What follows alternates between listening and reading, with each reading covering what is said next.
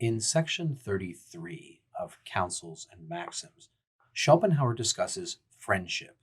He advises you that you probably have far fewer real friends than you think you have, and he gives us some advice for how to test our friendships and also how to make peace with this rather sad fact about the world that most people are not genuine.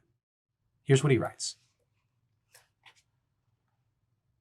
As paper money circulates in the world instead of real coin, in the place of true esteem and genuine friendship, you have the outward appearance of it.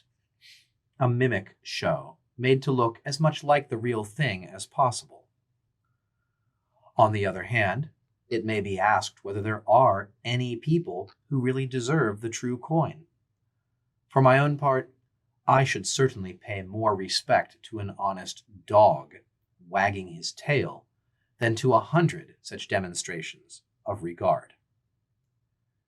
True and genuine friendship presupposes a strong sympathy with the weal and woe of another, purely objective in its character and quite disinterested. And this, in its turn, means an absolute identification of self with the object of friendship. The egoism of human nature is so strongly antagonistic to any such sympathy that true friendship belongs to that class of things, the sea serpent, for instance, with regard to which no one knows whether they are fabulous or really exist somewhere or other.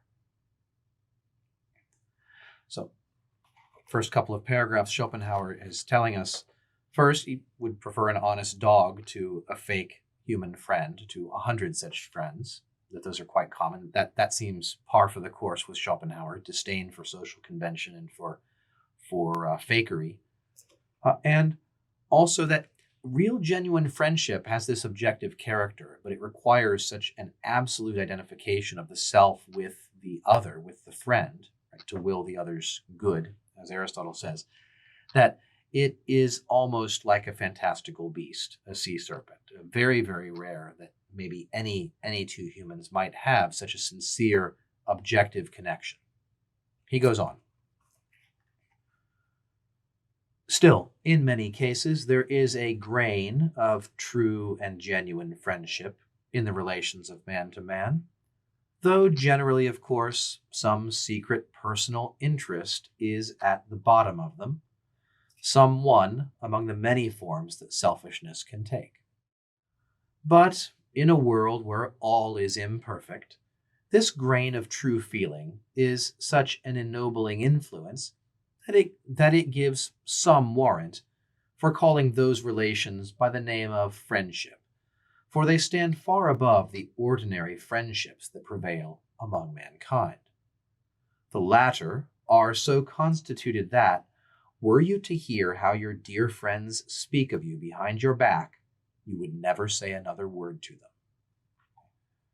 So Schopenhauer may be giving us back a little bit of what he's taken away by saying that maybe there's a little spark of friendship, a tiny particle of genuineness in some relationships. We can call those friendship, even though they fall far short of the true objective ideal of friendship. And that's because in this world, everything is wrecked anyway. So they stand so far above the ordinary course of things. We'll give them the title to friendship, although they're not really the real thing. Going on with Schopenhauer.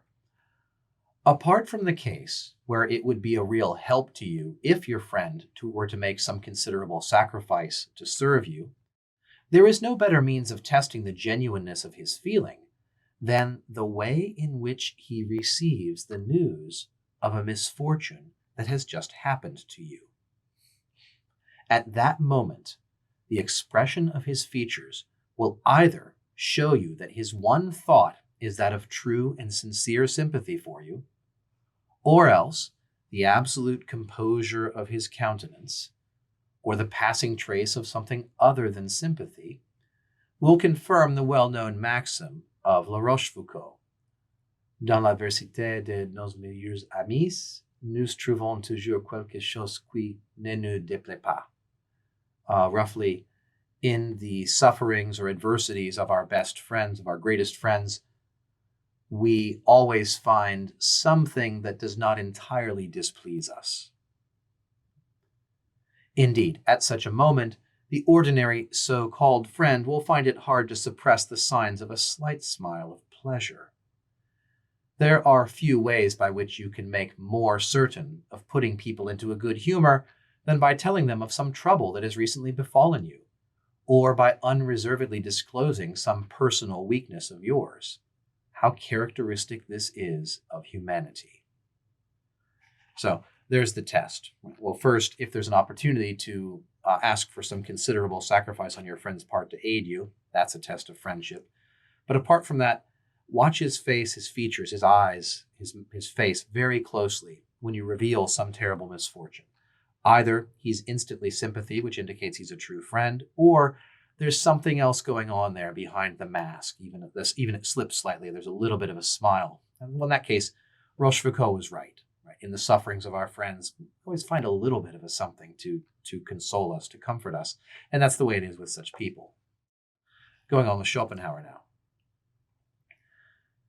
Distance and long absence are always prejudicial to friendship, however disinclined a man may be to admit it. Our regard for people whom we do not see, even though they be our dearest friends, gradually dries up in the course of years, and they become abstract notions, so that our interest in them grows to be more and more intellectual. Nay, it is kept up only as a kind of tradition, whilst we retain a lively and deep interest in those who are constantly before our eyes, even if they be only pet animals. This shows how much men are limited by their senses, and how true is the remark that Goethe makes in Tasso about the dominant influence of the present moment. Die Gegenwart ist eine mächtige Göttin. The present is a powerful goddess.